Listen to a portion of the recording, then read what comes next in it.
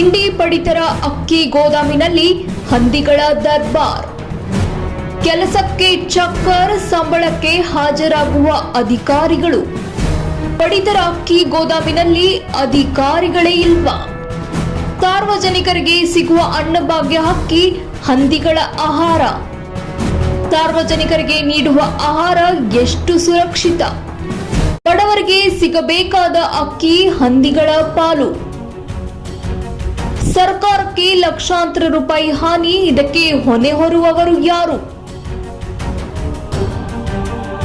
ಸಂಬಂಧಪಟ್ಟ ಅಧಿಕಾರಿಗಳೇ ನಿದ್ರೆ ಮಾಡ್ತಿದ್ದೀರಾ?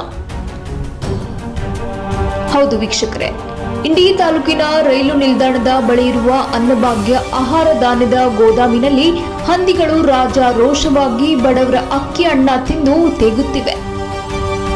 ಸಿಎಂ ಸಿದ್ದರಾಮಯ್ಯ ಅವರ ಮಹತ್ವದ ಯೋಜನೆಯಾದ ಅನ್ನಭಾಗ್ಯ ಬಡವರ ಪಾಲಿಗೆ ಸೇರುವ ಮೊದಲೇ ಹಂದಿಗಳಿಗೆ ಆಹಾರವಾಗ್ತಿದೆ. ಅನ್ನಭಾಗ್ಯ ಆಹಾರದ ಗೋದಾಮಿನಲ್ಲಿರುವ ಅಧಿಕಾರಿಗಳ ಬೇಜವಾಬ್ದಾರಿತನ ಅದೆಷ್ಟರ ಮಟ್ಟಕ್ಕೆ ಇದೆ ಅನ್ನೋದನ್ನ ಈ ದೃಶ್ಯದಲ್ಲಿ ನೀವೇ ನೋಡಿ.